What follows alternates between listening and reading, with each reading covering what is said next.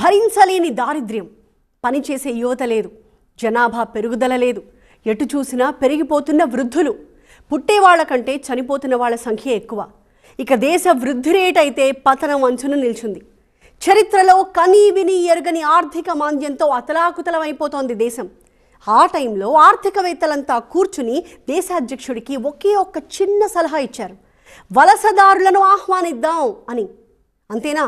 వలసదారులు వస్తే దేశ స్థితిగతులే మారతాయా అని ఆశ్చర్యంగా అడిగాడు ఆ ప్రెసిడెంట్. ఒక్కసారి గేట్స్ ఓపెన్ చేసి చూడండి, ఆర్థిక వ్యవస్థ ఎలా పరుగులు పెడుతుందో చూడండి అన్నారు. ఆల్మోస్ట్ దివాళా తీసేసిన ఆ దేశం ఇప్పుడు ప్రపంచాన్నే శాసించే స్థాయికి వెళ్ళిపోయింది ఆ ఒకే ఒక్క నిర్ణయంతో. అమెరికా ది గ్రేట్ అని ప్రపంచంతోనే పిలిపించుకుంది. ఇప్పుడు చెప్పిందంతా 1929 నాటి అమెరికా పరిస్థితి. అందుకే అమెరికా గురించి చెప్పుకోవాలి అంటే 1929కి ముందు ఆ తర్వాత అనే ఒక గీత గీస్తారు. మరి ఇప్పుడేం వచ్చిందని వలసదారులపై అంత కక్ష? ఒకనాడు అమెరికాని నిలబెట్టిందే ఆ వలసదారులు కదా. అసలు ఇన్ని అవమానాలు పడుతూ అమెరికా వెళ్ళడం అవసరమా? ఆ దేశాన్ని ఎందుకు పెంచి పోషించాలి? లాస్ ఏంజలీస్లో వలసదారుల తిరుగుబాటుని ఎలా చూస్తోంది ప్రపంచం? కంప్లీట్ డీటెయిల్స్ ఇవాల్టి బర్నింగ్ టాపిక్లో.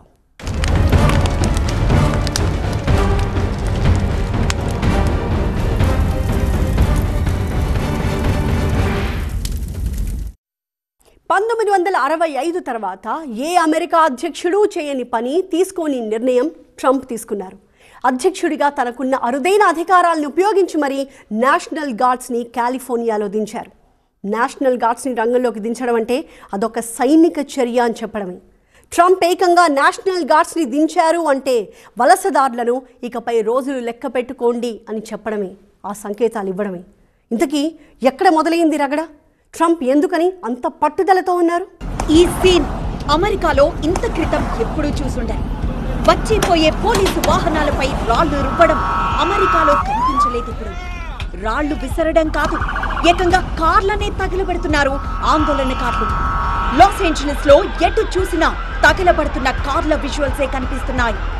ఆందోళనకారులను అడ్డుకోవడానికి టియర్ గ్యాస్, రబ్బర్ బుల్లెట్స్ ఉపయోగిస్తున్నారు. ఇంతకీ ఎందుకింత హింస చెలరేగింది? ICE immigration and customs enforcement అనే డిపార్ట్మెంట్ ఒకటి ఉంటుంది అమెరికాలో. ఈ డిపార్ట్మెంట్ అధికారులు జూన్ 6న లాస్ ఏంజలీస్ లోని కొన్ని ప్రాంతాల్లో సర్చ్ ఆపరేషన్ చేపట్టారు. ముఖ్యంగా ఫ్యాషన్ డిస్ట్రిక్ట్ లోని ఒక గోడౌన్, హోమ్ డిపో స్టోర్స్ దగ్గర ఇతర ప్రాంతాల్లో ఐస్ అధికారులు రైడ్స్ చేశారు. ఆ రైడ్స్ లో 44 మందిని అడ్మినిస్ట్రేటివ్ అరెస్ట్ చేశారు. అంటే కోర్టులో ప్రవేశపెట్టాల్సిన అవసరం లేని ఒక అరెస్ట్. 44 మందిని అరెస్ట్ చేసి తీసుకువెళ్తుంటే అడ్డుకున్నందుకు మరొకరిని అరెస్ట్ చేశారు. దీంతో రైట్స్ ను వ్యతిరేకిస్తూ ఫెడరల్ డిటెన్షన్ సెంటర్ ముందు ఆందోళనకు దిగారు. లాస్ ఏంజలీస్ నుంచి ఇమిగ్రేషన్ అండ్ కస్టమ్స్ ఎన్ఫోర్స్మెంట్ వెళ్లిపోవాలంటూ నినాదాలు చేశారు. బట్ కొందరు నిరసనకారులు మాత్రం కాంక్రీట్ బ్లాక్లు, ఇతర వస్తువులతో అధికారులపై దాడి చేశారు. దీంతో పోలీసులు కూడా tear gas, rubber bullets, flash bang గ్రెనేడ్లను ఉపయోగించాల్సి వచ్చింది. 44 మందిని అరెస్ట్ చేసినందుకు కాదు ఈ హింస. ట్రంప్ నిర్ణయాలపై ఎప్పటి నుంచో ఆగ్రహంగా ఉన్నారు అక్కడి ప్రజలు. మరి ముఖ్యంగా Trump immigration policy, mass deportation bill, birth right citizenship ను రద్దు చేసే ప్రతిపాదన, వీటన్నింటిపై అసహనం వ్యక్తం చేస్తూ వస్తున్నారు అమెరికాలో ఉంటున్న వలసదారులు. సరిగ్గా అదే సమయంలో ఈ అరెస్టులు జరిగాయి. దీంతో అక్కడున్న వలసదారుల్లో ఆగ్రహం కట్టలు తెంచుకుంది. నిజానికి వలసదారులను అరెస్ట్ చేయడాన్ని కాలిఫోర్నియా గవర్నర్ గావిన్ మొదటి నుంచి వ్యతిరేకిస్తున్నారు. వలసదారులకు సపోర్ట్ గా నిలుస్తున్నారు. అందుకే వాళ్లను అరెస్ట్ చేసేందుకు అరుదైన అధికారాలను ఉపయోగించి మరీ నేషనల్ గార్డ్స్ ను రంగంలోకి దించారు ట్రంప్. నేషనల్ గార్డ్ అనేది ఒక hybrid wing. State, federal governments కలిసి పనిచేసే ఒక ప్రత్యేక విభాగం ఇది. తమ రాష్ట్రంలోకి తమ అనుమతి లేకుండా కేంద్ర బలగాలు రావడాన్ని ఏ రాష్ట్రమైనా అవమానంగా ఫీల్ అవుతుంది. ట్రంప్ ఏకంగా 2000 మంది నేషనల్ గార్డ్స్ సైనికులను లాస్ ఏంజలీస్ కు పంపారు. ఇది హింసను మరింత పెంచింది. తమపై సైనిక చర్య తీసుకోవడానికి తామేమన్నా దేశద్రోహులవా అంటూ మరింత రెచ్చిపోయారు ఆందోళనకారులు. పారామౌంట్, కాంప్టన్లలో అయితే నిరసనకారులు, ఫెడరల్ ఏజెంట్ల మధ్య ఘర్షణలు జరిగాయి. షాపింగ్ కార్ట్లు, రీసైక్లింగ్ బిన్లతో రోడ్లను అడ్డుకున్నారు. డౌన్ టౌన్ లాస్ ఏంజలీస్ లో నిరసనల కారణంగా 101 ఫ్రీవేను మూసివేయాల్సొచ్చింది. పరిస్థితి ఏమాత్రం అదుపులోకి రాకపోవడంతో 700 మంది మెరైన్లను రంగంలోకి దించారు ట్రంప్. సో ట్రంప్ కఠిన నిర్ణయం తీసుకుంటున్న ప్రతిసారి ఆందోళనకారులు మరింత పేట్రేగిపోతున్నారు. లాస్ ఏంజలీస్ కే కాకుండా మిగతా ప్రాంతాలకు సైతం అల్లర్లను తీసుకువెళ్లారు. ప్రస్తుతం San Francisco, New York, సియాచెల్, Dallas, San Antonio, Chicago, లూయివిల్లే ప్రాంతాలకు అల్లర్లు పాకాయి. శాన్ ఫ్రాన్సిస్కోలో అయితే సివిక్ సెంటర్ దగ్గర రాత్రి సమయంలో వేల మంది ప్రదర్శన చేపట్టారు. Immigration and customs enforcement rights ను వ్యతిరేకిస్తూ నినాదాలు చేశారు. శాన్ ఫ్రాన్సిస్కోలో పరిస్థితిని అదుపులోకి తేవడానికి 150 మందిని అరెస్ట్ చేశారు. న్యూయార్క్ లోనూ అరెస్టులు జరిగాయి. ఈ యొక్క పోరాటంలో ఫెడరల్ గవర్నమెంట్ కి స్టేట్ గవర్నమెంట్ మధ్యలో ఒక స్టేల్మేట్ సిచ్యువేషన్ ఉంది. అయితే ప్రస్తుతం ట్రంప్ మాత్రం నేను తగ్గేదే లేదంటూ వారు ఇంకొక 2000 మంది ట్రూప్స్ ని పంపించి ఆల్రెడీ అక్కడ నిరసనల్ని చల్లార్చే దిశగా వారు వెళ్తున్నారు. అయితే ప్రస్తుతం పరిస్థితుల్లో ఎట్లా ఉందంటే అక్కడ ప్రజలు మాత్రం ఇంకా ఎక్కువ మంది వచ్చి నిరసనలు తెలుపుతూ ఉన్నారు. ఇది ప్రస్తుతం కాలిఫోర్నియా వర్సెస్ ఫెడరల్ గవర్నమెంట్ లా ఉంది ప్రస్తుత పరిస్థితి. చూస్తుంటే ఈ అరెస్టులు ఇప్పట్లో ఆగేలా లేవు. ట్రంప్ చాలా క్లియర్ ఆర్డర్స్ ఇచ్చారు. 150-200 మందిని కాదు, రోజుకు కనీసం 3000 మంది అక్రమ వలసదారులను అదుపులోకి తీసుకోవాలని ఆదేశాలిచ్చారు. మాస్క్ వేసుకొని అల్లరి చేస్తున్న ఏ ఒక్కరిని వదిలిపెట్టద్దనే ఆర్డర్స్ ఇవ్వడంతో నేషనల్ గార్డ్స్, ఇమిగ్రెంట్స్ మధ్య ఆందోళనలు మరింత పెరుగుతున్నాయి. అమెరికాలో మాస్క్ వేసుకోవడం నిషిద్ధం. దేశమంతా కాదు, ఎక్కడెక్కడైతే ఆందోళనలు జరుగుతున్నాయో ఆ ప్రాంతాల్లో మాస్కులు వేసుకోవడాన్ని బ్యాన్ చేశారు. సిచ్యువేషన్ని తమకు అనుకూలంగా మార్చుకునే నిరసనకారులు ఏకంగా ఐఫోన్ స్టోర్స్ని లూటీ చేయడం మొదలుపెట్టారు. హై ఎండ్ స్టోర్స్లో కాస్ట్లీ ఐటమ్స్ని ఎత్తుకెళ్ళిపోతున్నారు. అందుకే లాస్ ఏంజలీస్ లాంటి ప్రాంతాల్లో పొరపాటున మాస్క్తో కనిపించినా సరే తీసుకెళ్లి లోపలేస్తున్నారు. ఇంతకీ లాస్ ఏంజలీస్లోనే ఎందుకు ఈ రచ్చ జరుగుతోంది? లాస్ ఏంజలీస్ పైనే ఐసీఈ ఫోకస్ పెట్టడానికి ప్రత్యేకమైన కారణం ఉందా? లాస్ ఏంజలీస్ ను అక్రమ వలసదారులు, క్రిమినల్స్ ఆక్రమించేశారట. ట్రంప్ మైండ్ సెట్ మొత్తం ఈ అభిప్రాయంతోనే నిండిపోయింది. ట్రంప్ కు ఈ అభిప్రాయం ఉండడానికి మరో కారణం ఉంది. అమెరికాలో అత్యంత జనసాంద్రత కలిగిన నగరం లాస్ ఏంజలీస్. ఈ కౌంటీలో దాదాపు 1 కోటి జనాభా ఉంటారు. బట్ ఈ 1 కోటి మందిలో దాదాపు సగం మంది అమెరికన్లు కాదు, లాటిన్ అమెరికన్స్. దాదాపు 35% మంది అమెరికాలో కాకుండా ఇతర దేశాల్లో పుట్టిన వారే ఉంటారిక్కడ. 2022లో వచ్చిన ఓ రిపోర్ట్ ప్రకారం మిక్స్డ్ స్టేటస్ ఉన్న ఫ్యామిలీలు దాదాపు 18% మంది ఉన్నారిక్కడ. అంటే అక్కడున్న వాళ్ళు కానీ, వారి తల్లిదండ్రుల్లో ఎవరో ఒకరు కానీ ఎలాంటి లీగల్ డాక్యుమెంట్స్ లేకుండా జీవిస్తున్న వాళ్లే. అన్నీ సక్రమంగా ఉన్నా సరే అమెరికాలోకి రానివ్వడం లేదు ట్రంప్. అలాంటిది అక్రమ వలసదారులను వదిలిపెడతారా? పైగా ఇల్లీగల్ ఇమిగ్రెంట్స్ ను వదిలిపెట్టబోనంటూ సోషల్ మీడియాలో పోస్టులు పెడుతూ వచ్చారు. మరి ముఖ్యంగా లాస్ ఏంజలీస్ లో పరిస్థితులు ఏమాత్రం బాగోలేవని సోషల్ మీడియా వేదికగా కామెంట్స్ చేస్తుండేవారు. అప్పుడే అనుకున్నారు లాస్ ఏంజలీస్ జనం, ఈ ట్రంప్ ఏదో ఒక రకంగా తమపైకొస్తారని. అనుకున్నట్టుగానే జరిగింది కూడా. లాస్ ఏంజలీస్ ను గట్టిగా టార్గెట్ చేసిన ట్రంప్ అక్కడ అక్రమంగా పనిచేస్తున్న వారిని పట్టుకునేందుకు ఇమిగ్రేషన్ అండ్ కస్టమ్స్ ఎన్ఫోర్స్మెంట్ దించారు. ఈ డిపార్ట్మెంట్ కు అప్పగించిన పని ఒక్కటే, ఎవరైనా అక్రమంగా నివసిస్తున్నా, పనిచేస్తున్నా వారిని పట్టుకుని దేశం బయటకు గెంటేయడం. అయితే ఇమిగ్రేషన్ అండ్ కస్టమ్స్ ఎన్ఫోర్స్మెంట్ కాస్త కఠినంగానే వ్యవహరిస్తోందన్న టాక్ ఉంది. అందుకే అమెరికాలోని చాలా రాష్ట్రాల్లో ఐస్ వల్ల తీవ్ర ఉద్రిక్త పరిస్థితులు ఏర్పడ్డాయి. జూన్ 6న లాస్ ఏంజలీస్ ఫ్యాషన్ డిస్ట్రిక్ట్ లోనూ అదే జరిగింది. ఒకేసారి 44 మందిని అడ్మినిస్ట్రేటివ్ అరెస్ట్ చేయడంతో ఏకంగా నగరమే తగలబడేంత దాకా అల్లర్లు జరుగుతున్నాయి. ఒక విధంగా 2020లో జార్జ్ ఫ్లాయిడ్ ను పోలీసులు హత్య చేసినప్పుడు ఎలాంటి అల్లర్లు చెలరేగాయో సరిగ్గా అలాగే ఉంది లాస్ ఏంజలీస్ లో. ఎక్కడ చూసినా విరిగిపడిన బ్యారికేడ్లు, నీళ్ల బాటిళ్లు, తగలబడుతున్న కార్లు, తిరగబడిన ట్రాఫిక్ కోన్లతో నగరమంతా అస్తవ్యస్తంగా, గందరగోళంగా మారింది. వేలాది మంది నిరసనకారులు వీధుల్లోకొచ్చి ట్రంప్ ప్రభుత్వానికి వ్యతిరేకంగా నినాదాలు చేస్తూ ఆందోళనకు దిగారు.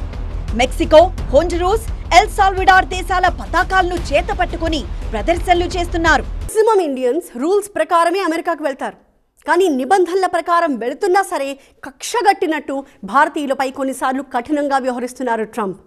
అదే అడ్డదారుల్లో వెళ్లి హింసకు పాల్పడుతున్న మెక్సికన్లు, నల్ల జాతీయుల విషయంలో మాత్రం చాలా ఉదారంగా వ్యవహరిస్తున్నారు. చదువులు, ఉద్యోగాల కోసం అమెరికా వెళ్లాలనుకునే ప్రతి ఒక్కరూ ఈ విషయం వినాలి. ప్రమాణ స్వీకారం నాటి నుంచి ఫారిన్ స్టూడెంట్, ఫారిన్ ఎంప్లాయీస్కి చుక్కలు చూపిస్తున్నారు ట్రంప్. లేటెస్ట్గా ఒక భారతీయ విద్యార్థిపై అమెరికన్ పోలీసులు చేసిన దాష్టికాన్ని ఖచ్చితంగా జాతి వివక్ష కిందే మనమంతా చూడాలి. ఇన్ని అవమానాలు పడుతూ డాలర్ డ్రీమ్స్ కనడం అవసరమా మనకి? ఒక స్టూడెంట్కు సంకెళ్లు వేయడమా, అది కూడా ఎలాంటి కారణం లేకుండా. ఈ విజువల్స్ లో చూస్తున్న విద్యార్థి ఒక భారతీయుడు. New Jersey Newark Liberty international airport లో ఈ విద్యార్థిపై ఎంత క్రూరంగా, ఎంత అమానుషంగా ప్రవర్తించారో ప్రపంచం మొత్తం చూసింది. విమానాశ్రయంలో విద్యార్థిని నేలపై పడేసి ఆపై చేతులకు సంకెళ్లు వేసి ఇండియాకు తిప్పి పంపారు. ఆ విద్యార్థి బోరున ఏడుస్తున్నా సరే అక్కడి అధికారులు ఏమాత్రం కనికరించలేదు. ఈ వీడియోను కునాల్ జైన్ అనే ఇండో అమెరికన్ వ్యాపారవేత్త ఎక్స్ లో షేర్ చేయడంతో విద్యార్థి చేతులకు ఇలా సంకెళ్లు వేసి నేరస్తుడిలా వ్యవహరించిన తీరు ప్రతి ఒక్క భారతీయుడిని కలిచివేసింది. ఈ స్టూడెంట్ ఏం తప్పు చేశాడని అంత కఠిన శిక్ష? భవిష్యత్తుపై కలలు కంటూ అమెరికాకు వెళ్లడమే అతను చేసిన తప్ప? చదువుకోవడానికి తప్ప ఎవ్వరికీ హాని చేయడానికైతే వెళ్లలేదుగా, మరెందుకింత కాఠిన్యం? పోనీ సరైన డాక్యుమెంట్స్ లేవా అంటే అదేమీ కాదు. అన్ని నిబంధనలు పాటిస్తూ లీగల్ డాక్యుమెంట్స్ తోనే అమెరికాలో అడుగుపెట్టాడు. పోనీ సరైన పత్రాలు చూపించలేకపోయాడనుకుందాం, అంత మాత్రాన ఇలాగా వ్యవహరించేది? ఈ వీడియో బయటకొచ్చింది కాబట్టి అమెరికా అధికారుల దాష్టికాలు తెలుస్తున్నాయి. కానీ ప్రతిరోజు ఇలాంటి ఘటనలే జరుగుతున్నాయని ఈ వీడియో పోస్ట్ చేసిన కునాల్ జైన్ చెప్తున్నారు. అందుకే అమెరికా వెళ్లే ముందు 1కి 10 సార్లు ఆలోచించుకోవాలి. యూనివర్సిటీలో చదువుకునే కోర్స్ కానీ, అలానే వాళ్ళు ఏ లొకేషన్లో అయితే ఉంటున్నారో ఇవన్నీ కూడా హ్యాండీగా వాళ్ళ ఫోన్లో డాక్యుమెంటెడ్ ప్రూఫ్లు ఉంచుకోవడం చాలా ముఖ్యం. అలానే దీంతో పాటు ఏది కూడా ఇల్లీగల్ యాక్టివిటీలో స్టూడెంట్స్ ఇన్వాల్వ్ అవ్వకూడదు. Either part time jobs of side the campus అస్సలు చేయకూడదు, ఆన్ క్యాంపస్ మాత్రమే చేయాలి. అలానే ఏ ఇల్లీగల్ యాక్టివిటీ అంటే ఒక యూనివర్సిటీ దగ్గర నుంచి ఇంకో యూనివర్సిటీకి మారతం కానీ, ఒక యూనివర్సిటీలో నుంచి ఇన్ఫర్మేషన్ ఇవ్వకుండా సెవీస్ క్యాన్సిల్ అవుతాం కానీ, అలానే ఇన్ఫర్మేషన్ లేకుండా యుఎస్ నుంచి బయటికి ట్రావెల్ చేస్తాం కానీ, ఇలాంటి స్టూడెంట్స్ అస్సలు చేయకూడదు. మనకు మనమే తక్కువ చేసుకుని అమెరికా చదువులను పొగుడుకుంటాం కానీ మన దగ్గర చదువులు మరీ తీసికట్టు కాదు. ఐఐటీలు, ట్రిపుల్ ఐటీలు, ఐఐఎంలు అమెరికన్ యూనివర్సిటీలతో పోటీ పడగలవు.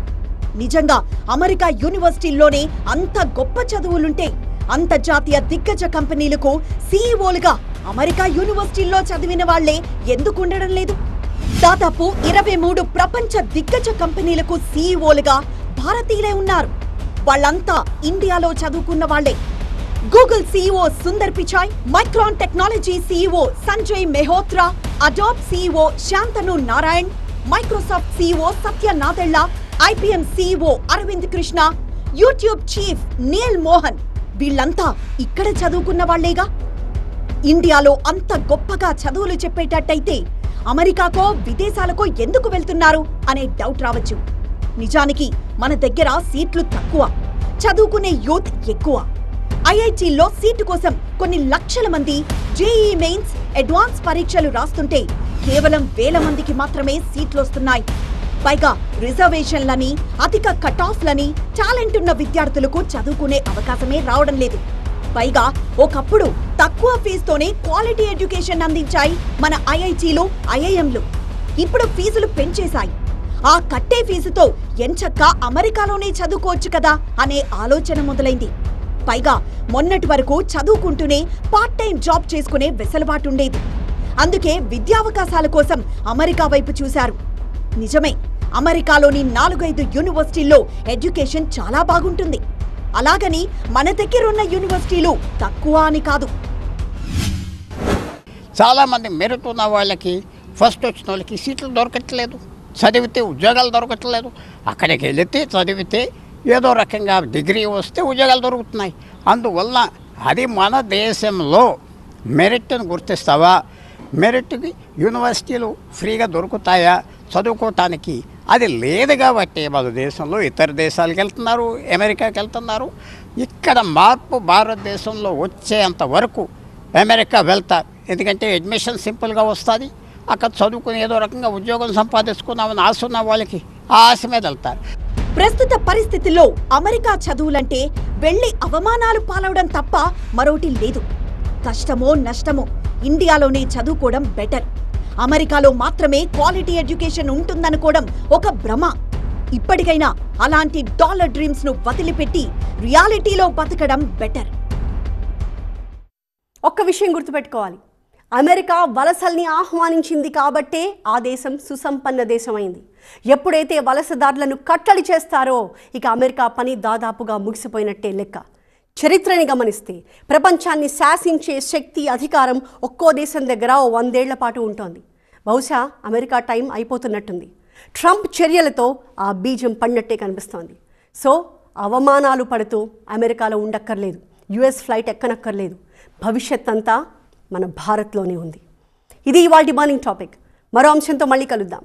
చూస్తూనే ఉండండి TV9.